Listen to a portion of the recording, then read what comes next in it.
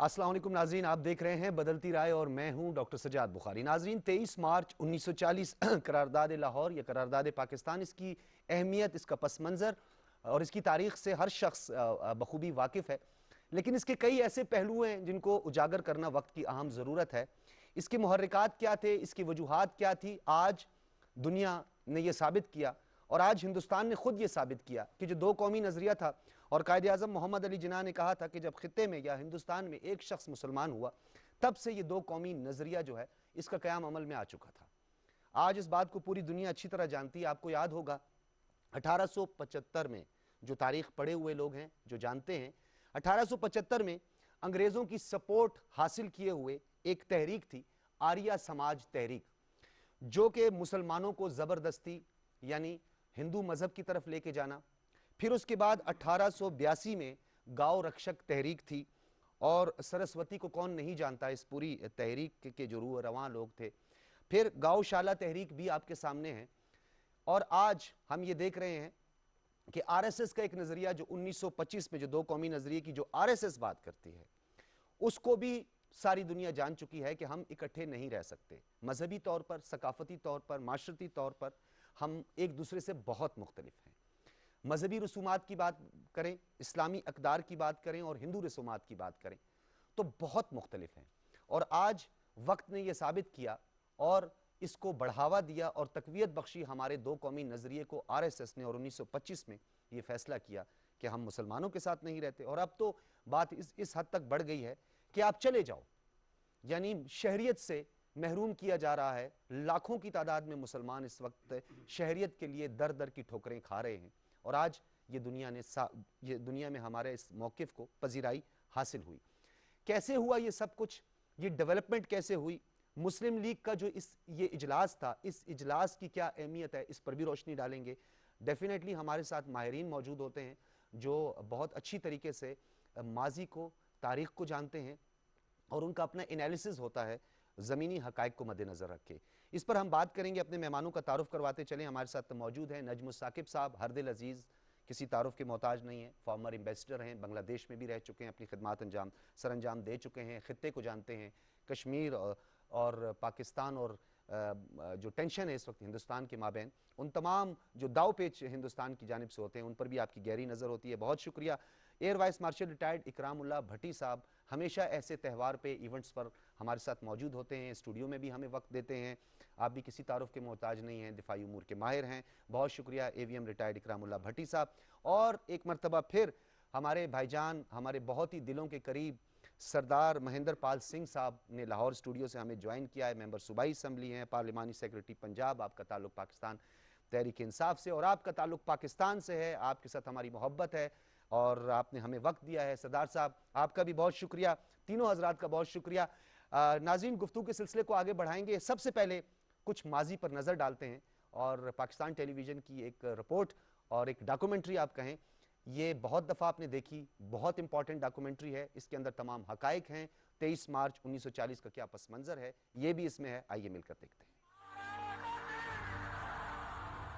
23 मार्च 1940 की करारदाद दरअसल वाज़ेह अंदाज में पाकिस्तान के क़याम का आगाज़ थी, जिसके फौरी रद्द अमल में कांग्रेस बदतरीन मुखालफत पर उतर आई।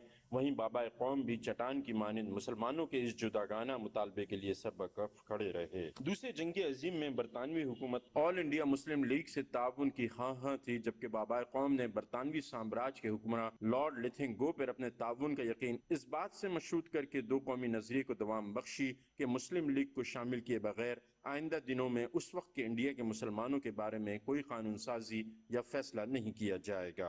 22 मार्च 1942 को सर स्टेफर्ड क्रिप्स के पेश किए गए प्रोपोजल को जहां कायदे आजम ने मुसलमानों के नुक्ता नज़र से मुस्तरद किया, वहीं कायद को ये इत्मीनान भी हुआ कि मुत्तहिदा हिंदुस्तान की तकसीम को बरतानवी हुकूमत भी पहली दफा तस्लीम कर रही है। कायदे आजम की सियासी बसीरत और मुसलमानों की क़यादत के लिए अनथक जद्दोजहद के नतीजे में 1945-46 के जनरल इंतखाबात में मरकजी असम्बली में भारी अक्सरियत से मुसलमानों ने नशिस्तें जीती और अपनी अददी शनाख्त जाहिर की।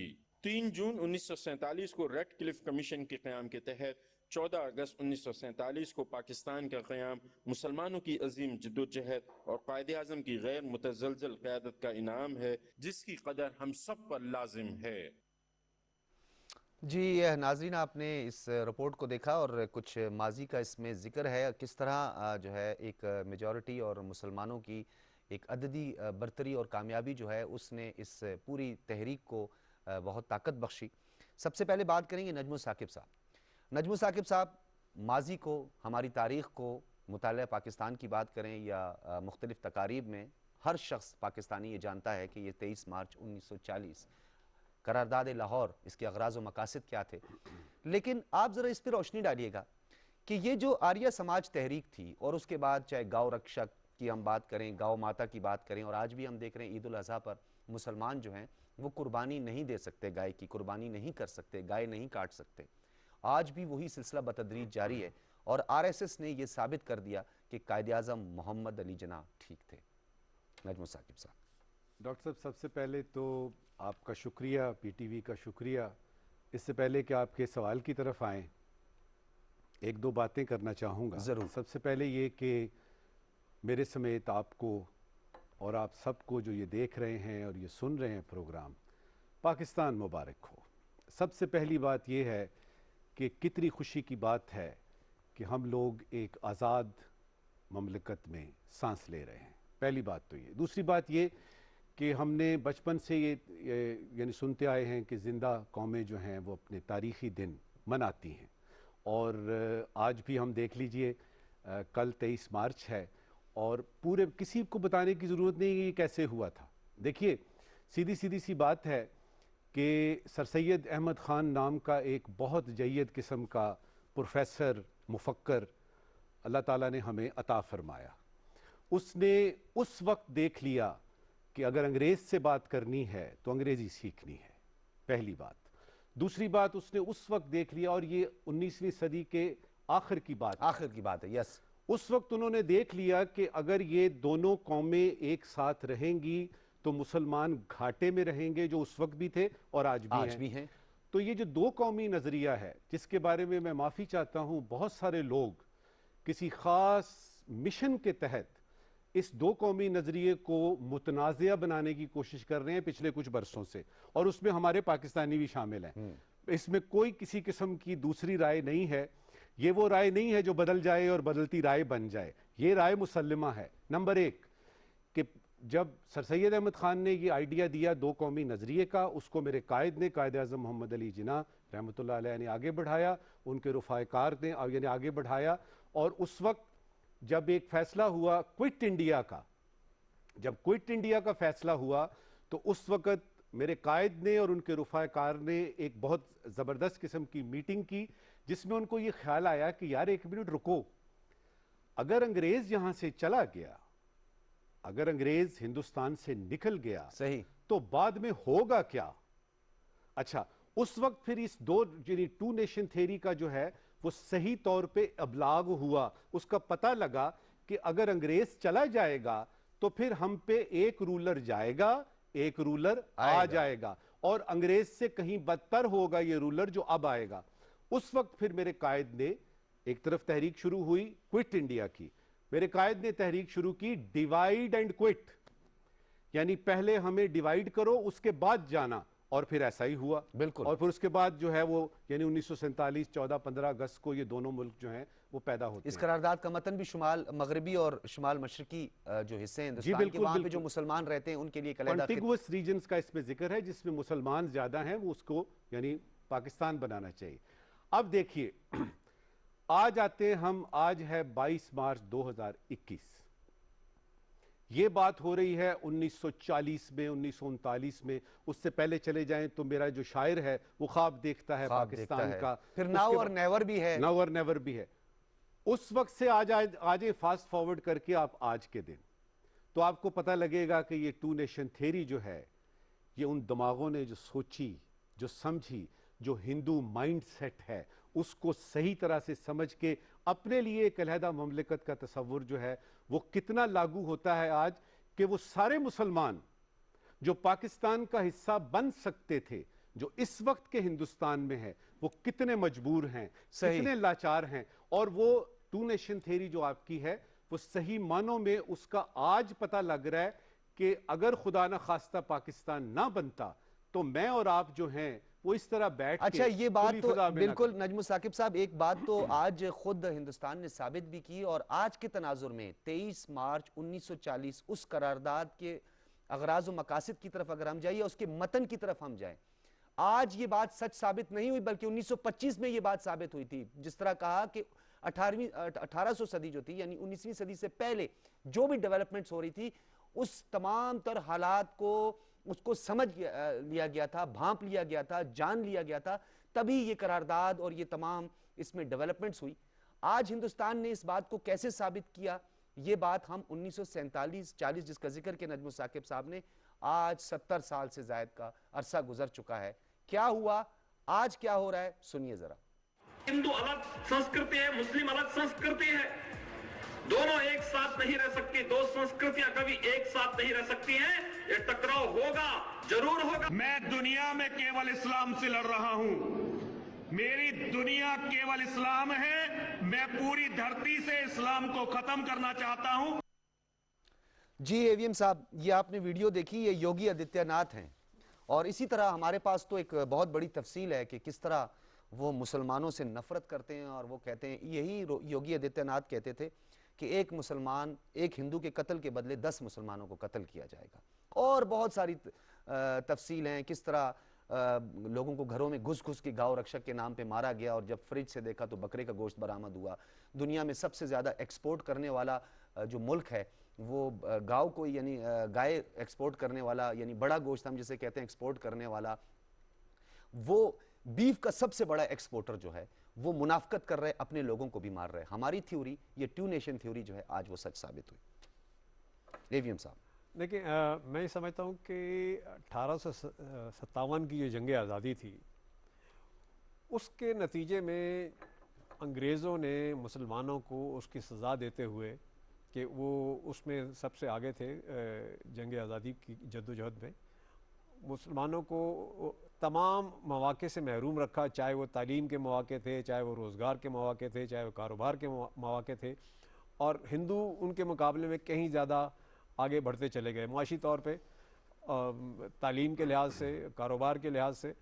اور اس سے پھر یہ ہوا کہ مسلمانوں میں بتدریج یہ ایک احساس بڑھتا چلا گیا محرومی کا، اور جس سے ہم دیکھتے ہیں کہ مسلمانوں نے پھر کانگریس بننے کے بعد اپنی ایک آل انڈیا مسلم لیگ بنائی، اور بتدریج ان کے اندر یہ احساس جڑ پکڑتا چلا گیا کہ مسلمانوں کو بالآخر اپنے لیے ایک علیحدہ وطن چاہیے ہوگا، اور اپنی علیحدہ سے ایک تشخیص کے تحت وہ اپنی زندگی گزاریں. اور جیسا کہ ابھی ذکر ہوا کہ 1925 کے بعد جب RSS ہمارے وجود میں آئی اور مسلمانوں کو یہ احساس ہونا شروع ہوا کہ ہندو اب بظاہر تو ہمارے ساتھ رہتے چلے آئے ہیں، لیکن اب ان کے اندر یہ احساس پیدا ہو چکا ہے کہ وہ مسلمانوں سے ایک انتقام لیں پچھلے حکومت کا جو مسلمانوں نے اس خطے میں کی ہے. اور اس کے بعد ہم دیکھتے ہیں کہ جب 1940 میں جب یہ قرارداد پاکستان منظور ہوئی تو مسلمانوں میں جہاں یہ احساس ہوا کہ وہ اپنے لیے ایک علیحدہ وطن کے لیے کوشش کریں، ہندوؤں میں بھی ایک احساس جاگا کہ مسلمانوں کو اس کی سزا دینی چاہیے یا ان کو یہ حق نہیں ملنا چاہیے. اور جون 1947 میں جب کانگریس نے یہ چیز تسلیم کر لی کہ مسلمانوں کو ایک علیحدہ وطن دے دیا جائے، تو ہندوؤں میں اس چیز کو پسند نہیں کیا گیا بالعموم. اور اسی ماہ جب ایک نئی دہلی میں ایک جلسہ کیا کانگریس نے، جہاں پہ جواہر لال نہرو نے ہندوؤں کو اس چیز کا یقین دلایا کہ انہوں نے اس نہ صرف امید بلکہ اس یقین کے ساتھ پاکستان کے قیام کے لیے رضامندی ظاہر کی ہے کہ پاکستان 2 یا 3 ماہ سے زیادہ چل نہیں سکے گا اور بالآخر واپس ہندوستان کی جھولی میں آ گرے گا. اور اس کے لیے انہوں نے ہر قسم کا بندوبست کیا، پاکستان کو تمام وسائل سے محروم رکھا کہ پاکستان اپنے پاؤں پہ کھڑا نہ ہو سکے اور چل نہ سکے، اور بالآخر دم گھٹ کے خدا نہ خواستہ اور سازشیں شروع کر دی. لیکن الحمدللہ یقیناً پاکستان کا نہ صرف قیام میں آنا ایک معجزہ تھا بلکہ پاکستان کا اس کے بعد اپنے پاؤں پہ کھڑا ہونا اور پھلنا پھولنا بھی ایک معجزہ رہا ہے، کیونکہ ہندوستان نے اپنی پوری کوشش کر لی تھی اور پوری یقین کے ساتھ وہ اس چیز پہ رضامند ہوئے تھے کہ پاکستان کو بننے دیا جائے، کیونکہ یہ پاکستان چل نہیں پائے گا اور واپس ہندوستان میں ضم ہو جائے گا۔ صحیح۔ اور میں یہ دیکھتا ہوں کہ دو نیشن یا دو قومی جو نظریہ تھا وہ ایک مسلسل ایک احساس تھا جو مسلمانوں میں پیدا ہوتا رہا، جس کو خود ہندوؤں نے تقویت پہنچائی، جس قسم کی ایک نفرت پائی جاتی تھی، ایک ان کو اچھوت سمجھا جاتا تھا مسلمانوں کو، یعنی کہ ان کو اپنے وہ کچن میں نہیں داخل ہونے دیتے تھے، کسی برتن کو چھو لیا ہے تو اس کو برتن کو ناپاک قرار دیا جاتا تھا ہندوؤں کی جانب سے۔ اور خود قائد اعظم کو اس کا ذاتی تجربہ بھی تھا کہ کس طرح سے وہ اگر کسی ہندو کو آفر کریں کہ مسلمان نے یا انہوں نے کسی گلاس سے پانی پیا تو اس کو پی کے دکھائے، بالکل، تو جس سے سب مسلمانوں پہ ظاہر ہو چکا تھا کہ ہم ہندوؤں کے ساتھ نہیں رہ سکتے۔ اور میں یہاں پہ ایک ذاتی مشاہدہ ایک واقعہ شیئر کرنا چاہوں گا ناظرین کے ساتھ کہ میرے ایک کولیگ ہیں، ان کے والد صاحب اللہ بخش ایک سینئر بیوروکریٹ تھے، وہ بتایا کرتے تھے کہ ہندوستان میں یا متحدہ ہندوستان میں جو ان کے کلاس فیلوز تھے انہوں نے ایک ہی قسم کی تعلیم حاصل کی، پاکستان آنے کے بعد یہ کہیں زیادہ سینئر عہدے پہ پہنچے اور وہ کلرک سے آگے نہ جا پائے۔ صحیح۔ اور اس سے ظاہر ہوتا ہے کہ پاکستان میں مسلمانوں کو آزاد شہری کے لحاظ سے کتنے زیادہ ترقی کے اور پھلنے پھولنے کے مواقع ملے، جبکہ ہم ہندوستان میں دیکھتے ہیں کہ مسلمان جو وہاں پہ رہ گئے۔ لیکن ایسا ماضی میں اے وی ایم صاحب نہیں ہوا جب مسلمانوں کی حکمرانی رہی یا وہ اقتدار میں رہے یا وہ اس وقت جو ہے بادشاہت کہہ دیں یا جس طرح اقتدار میں مسلمان رہے، انہوں نے تو مذہبی رسومات کی اجازت بھی تھی۔ پھر آپ نے 1857 کی جنگ آزادی کا ذکر بھی کیا، تو کمپیریٹیولی ہندوؤں نے اس کے بالکل برعکس کیا۔ یہ جبلت کہہ سکتے ہیں، خمیر میں یہ سب کچھ ہے، یا ایک طبقہ ایسا ہے ہندو انتہا پسندوں کا جنہوں نے آریہ سماج جیسی تحریک جو ہے اس میں کے حصے دار بنے؟ یقیناً دیکھیں، سقوط ڈھاکہ کے بعد اندرا گاندھی نے اپنی پارلیمنٹ میں ایک اعلان کیا تھا فخریہ کہ آج ہم نے دو قومی نظریے کو بحیرہ ہند میں دفن کر دیا یا ڈبو دیا۔ صحیح۔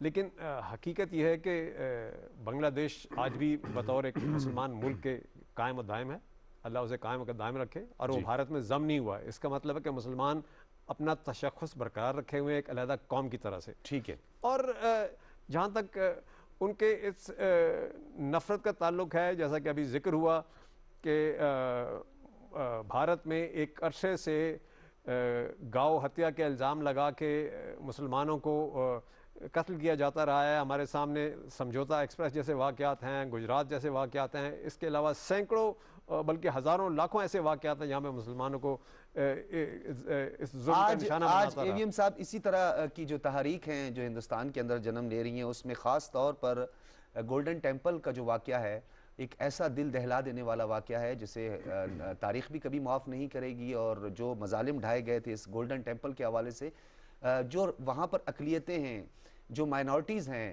وہ بھی اب اس دو قومی نظریے پر بہت زیادہ فوکس کر رہی ہیں، کیونکہ جو ہندو کا ایک نظریہ ہے، یہ ہندوتوا جو ہے وہ کسی کو برداشت نہیں کر رہی۔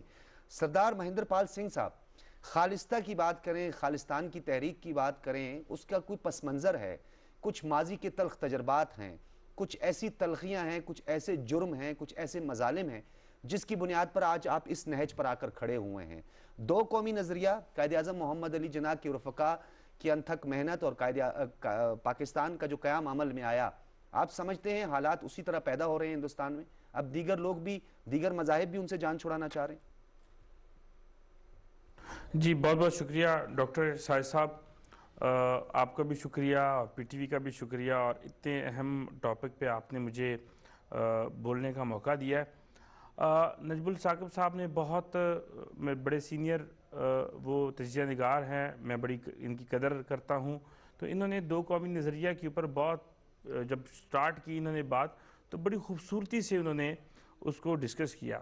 تو جب وہ ڈسکس کر رہے تھے تو میرے مائنڈ میں وہ چیز آ رہی تھی کہ دو قومی نظریہ صرف ہندو اور مسلمان کی بات نہیں تھی، دو قومی نظریہ ہندوازم اور سکھزم کی بھی بات ہے، کہ آج بھی ہندوستان کے آئین میں سکھوں کو کیسا دھاری ہندو کہا جاتا ہے، جبکہ 1699 میں 13 अप्रैल 1699 को गुरु गोबिंद सिंह जी ने खालसा मज़हब का बाकायदा ऐलान किया और अमृत छिकाया और बिल्कुल हमें अलहदा डिक्लेयर कर दिया। अब 1699 से लेके आज तकरीबन कोई 350 साल इसको हो चुके हैं आज, तो आज तक इनको यही नहीं पता चला कि सिख मज़हब एक अलहदा मज़हब है और ये हिंदूइज़्म से बिल्कुल डिफरेंट है। मुझे हिंदूइज़्म से कोई प्रॉब्लम नहीं है, वो अपने मज़हब के मुताबिक जिस तरह से मर्ज़ी वो जिएँ, जिस तरह से मर्ज़ी गुजारें, लेकिन सिख मज़हब को अपने साथ वो डिक्लेयर नहीं कर सकते।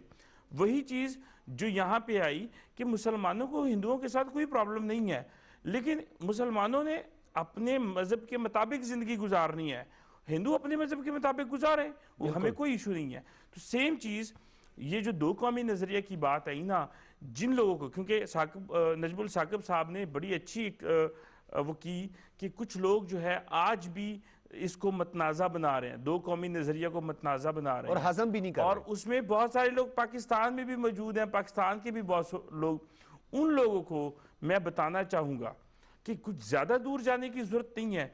ये पिछले 2.5 साल की हुकूमत मोदी की आप देख ले, सबसे पहले वो कश्मीर में जो है उसकी स्पेशल हैसियत को ख़त्म कर रहा है, उसके बाद वो सिटीजनशिप अमेंडमेंट एक्ट लेके आ रहा है जिसमें खालिस्तान मुसलमानों को टारगेट किया गया। अगर दो कौमी नज़रिए की बात नहीं है तो मुसलमानों को क्यों टारगेट किया गया? फिर आपने अभी दो वो चलाई, आपने वीडियोस चलाई हैं, उनमें दोनों में मुसलमानों को टारगेट करने की बात की। उसके बाद जब हम उसकी वो करते हैं कि जब गोल्डन टेम्पल के ऊपर जिस तरह से आपने बताया, दुनिया की तारीख में कोई भी इतना बड़ा वाकया नहीं पेश आया किसी मुल्क में कि अपने मुल्क की अपनी फौज ने एक पूरे मजहब के एक मेन जगह को टारगेट किया और वहां पे लाखों के लिहाज से लोगों को शहीद किया।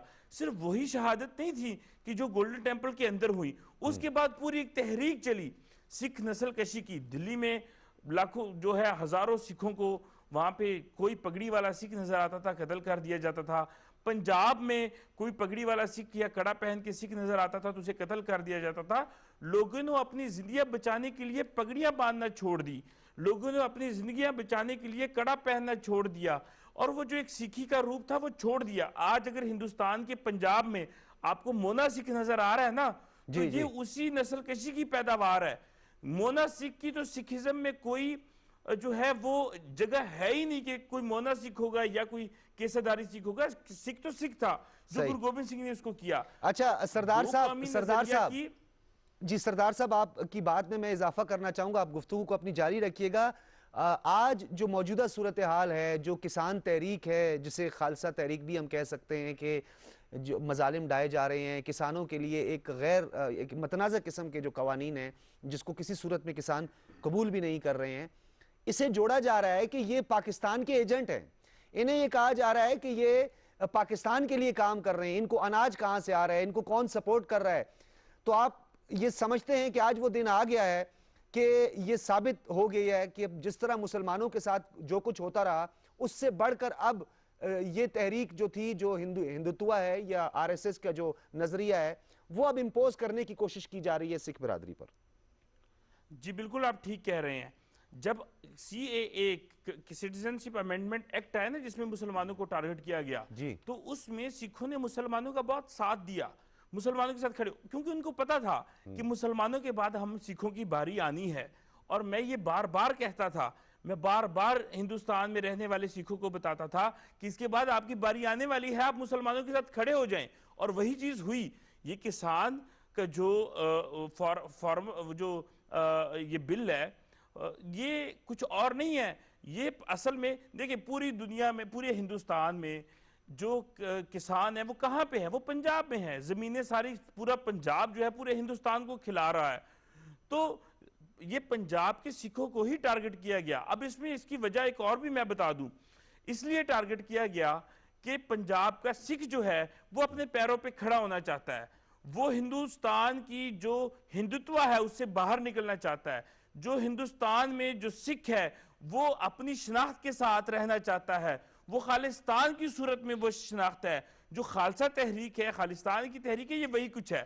ہندوستان کو پرابلم یہی ہے کہ یہاں سے زمینوں سے یہ پتہ نہیں کسانوں نے کیا کما کہ یہ باہر چلے گئے ہیں، سیٹل ہو گئے ہیں، اور وہاں پہ بھی امیر سے امیر ہوتے جا رہے ہیں. وہاں سے یہ ان کی جو تو یہ تو خالصتان بنا لیں گے. یہ تو خالصتان کے لیے ان کے لیے بڑا آسان ہو گیا. اس لیے جہاں سے یہ اس لیول تک پہنچے ہیں، انہوں نے اسی کے اوپر پابندیاں لگانی شروع کر دی.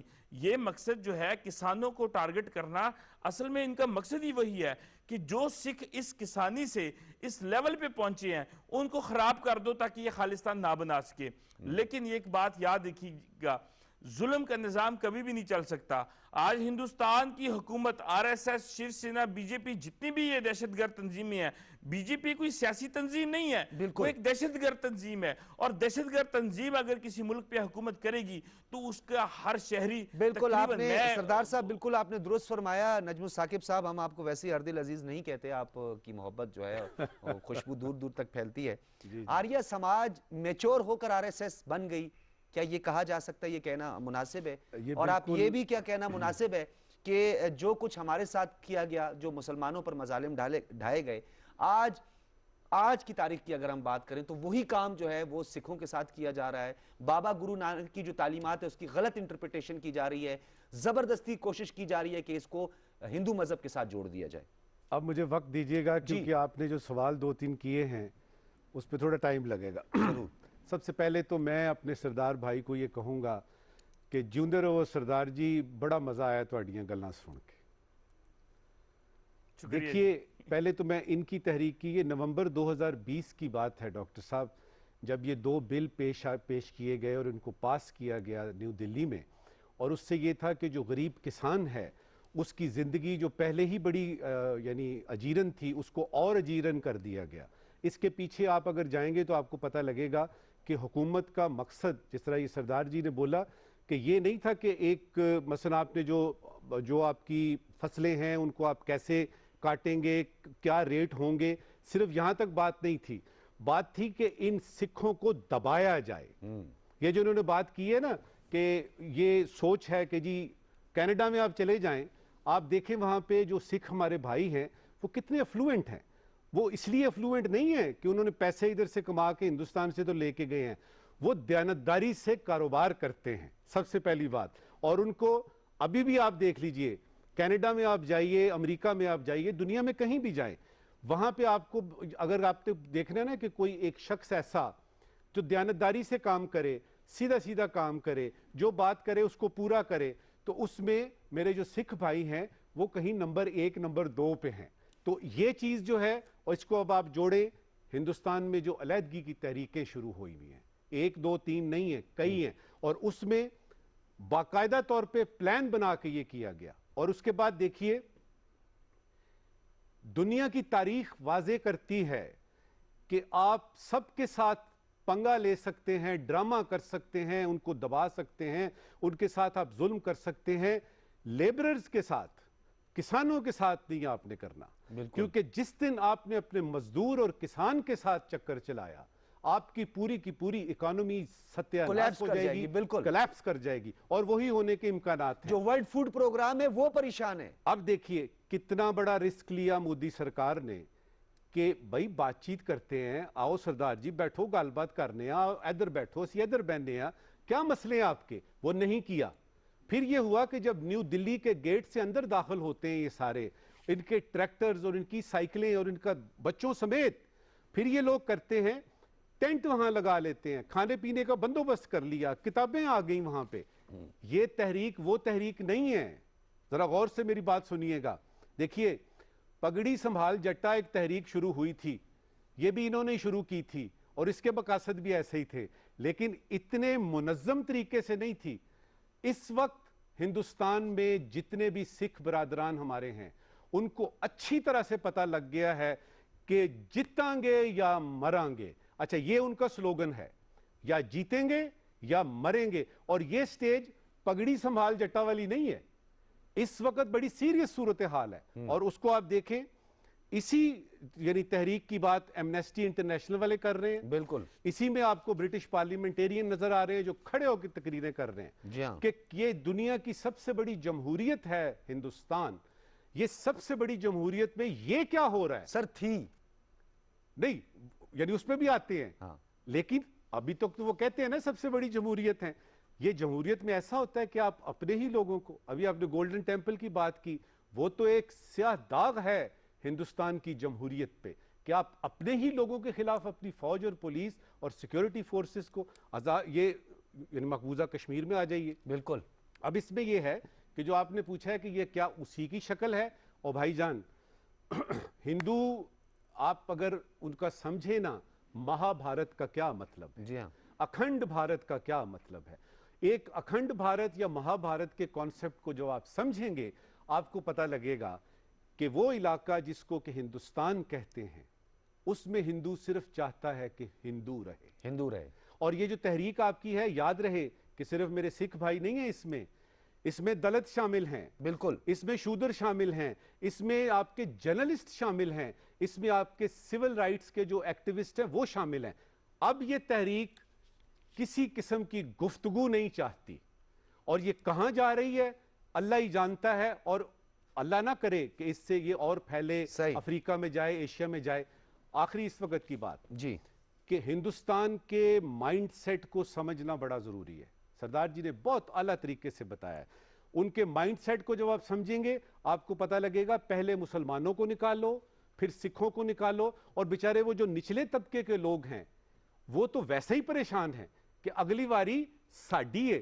اب ہندوستان اگر یہ چاہتا ہے کہ پورے ہندوستان میں صرف ہندو رہیں اور جموں اینڈ کشمیر میں بھی صرف ہندو رہیں تو یہ اس کی خام خیالی ہے, بالکل ایسا نہیں ہو سکتا. صحیح. اے وی ایم صاحب, ہم ان کی تمام تحریک اور ان کے جو ذیلی ادارے ہیں, چاہے اس میں بجرنگ دل ہے, شیو سینا ہے, RSS ہے, اور جو ان کے دیگر جو ذیلی تنظیمیں ہیں جو اس وقت مظالم ڈھا رہے ہیں نہ صرف مسلمانوں پر, سکھوں پر, دلتس پر, شودرز پر, کرسچنز پر, ساؤتھ ایسٹ اسٹیٹس کی جو حالت ہے, آزادی کی جو تحریکیں جس طریقے سے تیزی سے آگے بڑھ رہی ہیں, آپ کیا سمجھتے ہیں کہ یہ کچھ لوگوں کا, کچھ آبزرورز کا یہ بھی خیال ہے کہ یہ قصداً نریندر مودی ہندوستان کا دشمن بنا ہوا ہے, اور یہ بات ہم نہیں کہہ رہے, مبصرین نہیں کہہ رہے, راہل گاندھی نے بھی اس بات کی تصدیق کی ہے کہ ہندوستان کے لیے کسی دشمن کی ضرورت نہیں ہے, اس کے لیے ہندوتوا اور RSS کا نظریہ ہی کافی ہے.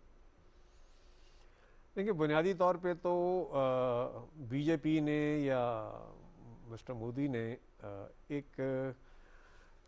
ایک مائنڈ سیٹ کریٹ کیا, ایک نظریہ بنایا تاکہ سیاسی طور پہ وہ ایک قبولیت یا مقبولیت حاصل کریں ہندوستان میں, اور اس نیریٹو کو انہوں نے بیس کیا ایک ہندو سپریمیسی کے اوپر یا ایک نسل پرستی کے اوپر, اور بتدریج اس کی بات کرتے کرتے, اس کو عام کرتے کرتے انہوں نے اب ہندوؤں میں یہ تاثر قائم کر لیا ہے. اور اس میں چاہے وہ مسلمانوں کے خلاف بات کر رہے ہوں, پاکستان کے خلاف بات کر رہے ہوں, اور ہم دیکھتے ہیں کہ جب بھی ان کے ہاں کوئی انتخابات ہوتے ہیں پاکستان کارڈ کو یقیناً استعمال کرتے ہیں, اور انتخابات سے فوراً پہلے پاکستان کے خلاف ایک الزامات کی بوچھاڑ ہو جاتی ہے. پھر ہم نے دیکھا کہ سرجیکل سٹرائک کے پروگرام بنے اور پھر جعلی قسم کے انہوں نے واقعات بھی کریٹ کیے, اور بدقسمتی سے ان واقعات کا ان کے الیکشن رزلٹ کے اوپر ایک کافی مثبت اثر پڑا. صحیح. اور جس سے بی جے پی کی قیادت ایک طرح سے کنونس ہو گئی کہ یہ فارمولہ بہت کامیاب فارمولہ ہے, اور اس سے یہ چیز بھی عیاں ہو گئی کہ انہوں نے اپنے عوام میں اس منشور کو مقبول کرا دیا ہے. اور اس کے ساتھ ساتھ ہم یہ دیکھتے ہیں کہ بی جے پی کی قیادت نے اپنے عوام کو یہ بھی باور کرا دیا ہے کہ شاید ہندوستان ایک دنیا کی ایک بڑی طاقت بن چکا ہے, اور اس کو ایک حق حاصل ہو گیا ہے کہ ہندوستان کو اپنی مرضی کے مطابق ڈھالے, اور اس میں اس کی مرضی میں یہی چیز شامل ہے کہ ہندوستان ہندوؤں کے لیے, اگر آپ ہندو ہیں تو آپ یہاں سارے ہندوؤں کے لیے بھی نہیں ہے. وی ایم صاحب آپ بہتر مجھ سے جانتے ہیں, وہ دلتس کے لیے نہیں ہے, شودر کے لیے نہیں ہے, دیگر مذاہب کے لیے نہیں, ایون تمام برامنز کے لیے بھی نہیں ہے. ان کے برامن کا بھی ایک اسپیسیفک جو سپرمسٹ ہیں, تو یا تو آپ ہندوستان چھوڑ دیں یا پھر آپ ہندو مذہب اختیار کر لیں. ادروائز ان کے بقول ہندوستان میں اور کسی شخص کے لیے جگہ نہیں ہے. اور چاہے وہ اس کو آپ دیکھ لیں, آپ جو سٹیزن شپ ایکٹ وہ بنایا, امینڈمنٹ ایکٹ بنایا انہوں نے, اور پھر ہم دیکھتے ہیں کہ کشمیر کا اسٹیٹس انہوں نے تبدیل کر دیا اور اس کو ایک اپنے لیے ایک فتح قرار دیا, اور اپنی پچھلے جو گزری حکومتیں ہیں ان کو ایک بطور کمزوری کے دکھایا کہ ان میں اتنی ہمت نہیں تھی, اور یہ ہم ہی ہیں جنہوں نے یہ کارنامہ انجام دیا. اور اب اس کے ساتھ ساتھ ہم یہ بھی دیکھتے ہیں کہ کشمیر میں بالخصوص جو مسلمان تھے ان میں بھی اب یہ احساس اجاگر ہو چکا ہے, اور وہ بھی اب کنونس ہو چکے ہیں کہ جو ہندوستان کا مقبوضہ کشمیر ہے اس کے جو قیادت تھی, سیاسی قیادت, ان میں بھی یہ احساس اب زور پکڑ چکا ہے کہ ان کے جو بزرگوں نے جو فیصلہ کیا تھا 1947 میں ہندوستان کا ساتھ دینے کا, وہ غلط تھا. اب انہیں جبکہ قائد اعظم ان کو یہ سمجھاتے رہے کہ اگر انہوں نے ہندوستان کا ساتھ دیا تو تاعمر ان کی آئندہ آنے والی نسلیں بھی ہندوستانی قیادت کو یا ہندوؤں کو اپنی وفاداری کا یقین دلانے کی کوشش کرتی رہیں گی, اور وہ نہیں ہو پائے گا. اور وہی ہوا, اور اب انہیں اس چیز کا یقین ہو گیا, اور اب اپنی اس غلطی کا احساس ہے کہ ان کے بڑوں نے یا ان کے بزرگوں نے یہ غلطی کی اور قائد اعظم کا ساتھ نہ دے کر, اور اگر وہ قائد اعظم کا کہا مان لیتے تو شاید انہیں یہ دن نہ دیکھنا پڑتا. صحیح. اچھا ایویم صاحب, آپ نے ابھی بات کی ہندو سپریمیسی کی بات آپ نے کی, اور ایک طرف اگر ہم تضادات دیکھیں تو ایک بہت لمبی تفصیل ہے. اکھنڈ بھارت یا مہا بھارت جس کی بات کی جاتی ہے, اگر تو اس میں سے شودرز نکال دیں, اگر اس میں دلتس نکال دیں جو ہندوؤں میں سب سے بڑی پاپولیشن ہے, سب سے بڑی ہے, میجورٹی میں ہے, اور باقی مذاہب کو اگر آپ نکال دیں, پھر براہمنز کا بھی ایک مخصوص طبقہ جو ہے وہ اکھنڈ بھارت کی بات کرتا ہے, اور باقی جو ہے شیف کی دھرتی کہلاتی ہے پوری اکھنڈ بھارت, پوری دنیا جو ہے, مطلب اس خطہ سارا جو شیف کی دھرتی ہے, ہم تو سارے ناپاک ہیں, یہی پاک لوگ ہیں برہمنز. تو پھر مجھے یہ بتائیں, پھر ہم یہ کہہ دیں کہ نریندر مودی آپ کو نیو دہلی کی چند سڑکیں مبارک ہوں, سب تو نکال دیا آپ نے نا, پوری دنیا میں اکھنڈ بھارت میں کہاں بسانا ہے ان برہمنز کو؟ یہ پاگل پن ہے, بیوقوفی نہیں ہے, یہ کیا ہے؟ اور میں یہ سمجھتا ہوں شاید یہ بھی قدرت کا ایک نظام ہے کہ بالآخر یہ خود اپنے پاؤں پہ کلہاڑی مار رہے ہیں, اور انہیں اس چیز کا اس وقت اندازہ نہیں ہو رہا کہ جب اس ڈگر پہ وہ چل پڑے ہیں, جب انہوں نے ایک نیریٹو, ایک بیانیہ بنا لیا ہے اور اپنے عوام کو اس کے اوپر تیار کر لیا ہے, اس کو قبولیت انہوں نے حاصل کر لی ہے, تو بالآخر ان کا جو ایک دنیا میں تاثر قائم ہو چکا تھا سب سے بڑی جمہوریت کا, انسانی حقوق کا, وہ اب میں سمجھتا ہوں کہ دھڑام سے گر پڑا ہے. اور اب دنیا کے اوپر یہ چیز عیاں ہو چکی ہے کہ آبادی کے لحاظ سے تو شاید یہ اپنے آپ کو جمہوری ملک کہہ سکتے ہیں, کہ سب سے بڑی جمہوریت کہہ سکتے ہیں, لیکن حقیقت میں جو انسانی حقوق کی پامالی وہاں پہ ہو رہی ہے, جو وہاں پہ اقلیتوں کے ساتھ سلوک روا رہ رہا ہے, اس کے تحت اب یہ قطعاً اس اعزاز کے لائق نہیں ہے کہ یہ دنیا کی سب سے بڑی جمہوریت ہے. اور اب ہم دیکھتے ہیں کہ جیسا کہ ابھی ذکر ہوا کہ دنیا کے بہت سے کیپٹلز میں یہ, اور بہت سی پارلیمنٹ میں یہ چیز ڈسکس ہو رہی ہے کہ ہندوستان میں اقلیتوں کے حقوق کو پامال کیا جا رہا ہے, وہاں پہ ظلم و بربریت روا ہو رہی ہے. تو میں سمجھتا ہوں کہ اب ہندوستان کے لیے مزید اس روش کو لے کے آگے چلنا جو ہے وہ دشوار ہوتا چلا جا رہا ہے. ابھی حال ہی میں ہم دیکھتے ہیں کہ انہیں ایک اپنے فورن ڈپلومیٹس کو لے جا کے کشمیر کا دورہ کروانا پڑا, صرف یہ ظاہر کرنے کے لیے کہ دیکھیں جی حالات وہاں پہ پرامن ہیں اور وہاں پہ جو شہری ہے وہ خوش ہیں. لیکن ان لوگوں پہ یہ چیز عیاں ہو گئی کہ قطعاً یہ ایسی صورتحال نہیں ہے. تو اب میں سمجھ رہا ہوں کہ بھارت کے اوپر اب یہ پریشر بتدریج بڑھ رہا ہے. ڈپلومیٹک پریشر کی ہی وجہ تھی کہ ڈپلومیٹس کو لے کر گئے. بالکل. اب میں سمجھتا ہوں کہ اب ان کے لیے ایک لمحہ فکریہ ہے کہ ایک بار اس کو پھر سوچ لیں کہ اپنے سردار جی کے پاس بھی چلتے ہیں. وی ایم صاحب آپ نے بڑی ایک اہم بات کی ہے, اس بات کو آگے بڑھاتے ہیں, اور میرا سوال آپ سے بھی سردار صاحب یہی ہے, سکھ تسی سارے نکل جاؤ ہندوستان, تو باقی رہ گئے نے دلت بھی نکل جان گے, پیچھے کچھ رہ گئے, آپ کرسچنز رہ گئے, مسلمان رہ گئے, مسلمانوں کی بھی دنیا کی سب سے بڑی اس وقت مینورٹی جو ہے وہ بھی وہاں پہ آباد ہے, وہ بھی نکل گئے. یہ کس کو بیوقوف بنا رہے ہیں نریندر مودی؟ یہ آر ایس ایس کس کو بہکا رہے ہیں؟ یہ اکھنڈ بھارت جو بنانے جا رہے ہیں, مہا بھارت, اس مہا بھارت میں یہ 4 سے 5% جو برہمنز کے طبقہ ہے یہ پورے اس پر جو ہے آباد ہوں گے جا کے. یہ کنفیوژن نہیں ہے, یہ کیا ہے؟ بہت بہت شکریہ. آپ نے پہلے بھی ایک بات کی, جو اس وقت قائد اعظم محمد علی جناح کی جو بات تھی نا, اور اس وقت کے ہمارے قومی شاعر کی بات تھی نو اینڈ نیور والی، وہ چیز ثابت ہوئی ہے۔ اگر اس وقت ہم پاکستان نہ بناتے، اس وقت قائد اعظم محمد علی جناح اس وقت کوشش نہ کرتے، تو شاید آج سب کے سب پیس رہے ہوتے اور ہمیشہ کے لیے پیس رہے ہوتے۔ اور یہ پاکستان ایک معجزہ ہے، اور ہم سب کو اکٹھے پیار میں رہنے والی کی سب سے بڑا ثبوت ہے کہ یہاں پہ تمام مذاہب کے لوگ، آج ہم نے صبح ایک پروگرام کیا جس میں ہندو، جس میں کرسچن، جس میں سکھ، مسلمان، اور اس میں مسلمانوں کے سارے فرقے، اہل حدیث، اہل تشیع، اہل سنت سب موجود تھے۔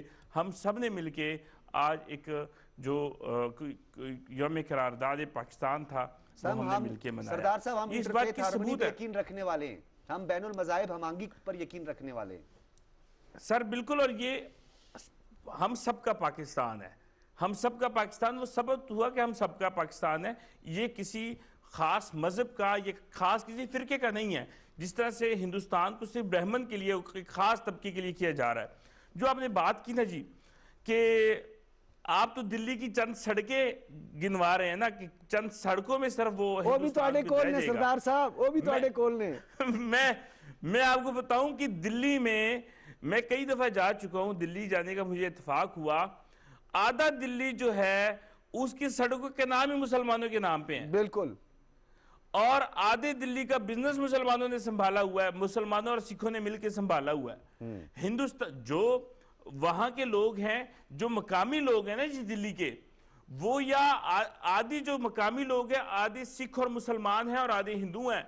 یہ یاد رکھیے، دلی پہ جس طرح سے ہمارے لاہور شہر ہے، مختلف شہروں سے لوگ یہاں کے کاروبار کرتے ہیں، ٹھیک ہے، تو اسی طرح سے ہندو بھی مختلف شہروں سے آ کے دلی میں کاروبار کرتے ہیں۔ مقامی وہاں پہ ہندو اتنے نہیں ہیں، وہاں پہ 50-50 کی پرسنٹیج ہے، 50% میں سکھ اور مسلمان ہیں اور 50% ہندو ہیں، تو دلی بھی ان کے پاس نہیں رہنا۔ سڑکیں تو ساری سردار صاحب یاد رکھیے، یہ جو تحریک ہے، جو کسانوں کی تحریک ہے، ٹریکٹر مارچیں، تمام کسانوں نے اس پورے سڑکوں کو، نیو دہلی کو جو ہے جام کیا ہوا ہے۔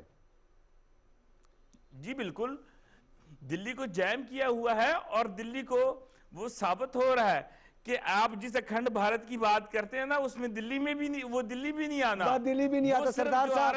سردار صاحب اب بہت شکریہ، اب ہم کنکلوڈ کریں گے۔ نجم الثاقب صاحب، کنکلوڈ بھی آپ نے کرنا ہے۔ مہا بھارت، اکھنڈ بھارت، لیں جی۔ دیکھیے، ابھی آپ بات کر رہے تھے کہ مودی سرکار کیا چاہتی ہے، یا نریندر مودی ویسے اکھنڈ بھارت پہ بتائیے گا، کون سا والا اکھنڈ بھارت ہے؟ وہ کیا چاہتے ہیں، تو کہ دلتس کو نکال دو، سکھوں کو نکال دو، مسلمانوں کو نکال دو۔ تو مجھے وہ مصرع ایک یاد آیا کہ سنجیاں ہو جن گلیاں تے وچ مرزا یار پھرے، تو ان کا دل یہ چاہتا ہے کہ ساری گلیاں سنجی ہو جائیں، خالی ہو جائیں، اکیلی ہو جائیں، اور اس میں ایک نریندر مودی ہو، اس کے گجرات کا پاسٹ، اس کا ماضی ہو، اور سارے کے سارے ہندو ہو۔ ایسا ہو نہیں سکتا، ایسا ہو نہیں سکتا۔ جس طرح افغانستان کے بارے میں کہتے ہیں نا ڈاکٹر صاحب کہ آپ اگر ایک بھی، میرا یہ ایمان ہے، اگر ایک بھی افغانی موجود ہے نا وہاں پہ، تو وہ چھاتی پہ گولی کھائے گا، وہ اپنے آرمز نہیں پھینکے گا، وہ ہتھیار نہیں پھینکے گا۔ اسی طرح سے یہ جو مسلمان ہے یا یہ جو سکھ ہمارے بھائی ہیں، یہ ایسے ہار ماننے والے نہیں ہیں۔ اور میں ایک دفعہ پھر سے کہوں کہ یہ جو نعرہ ہے نا ان کا، یہ جو تحریک فارمرز اس وقت پروٹیسٹ ہے، یہ پتہ نہیں کہاں جائے گی، لیکن جتیں گے یا مریں گے، اس کی ٹرانسلیشن ہندی اور سنسکرت میں ہونی بڑی ضروری ہے، بہت ضروری ہے۔ بہت شکریہ۔ اس وقت کی آخری بات کہ اکھنڈ بھارت کا خواب تھا، وہ خواب رہا ہے اور خواب رہے گا۔ بہت شکریہ آپ کا نجم الثاقب صاحب، ایئر وائس مارشل ریٹائرڈ اکرام اللہ بھٹی صاحب، آپ کا بہت شکریہ، سردار مہندر پال سنگھ صاحب، آپ کا بہت شکریہ، تینوں حضرات کا ونس اگین بہت شکریہ۔ اجازت دیجیے، اللہ حافظ۔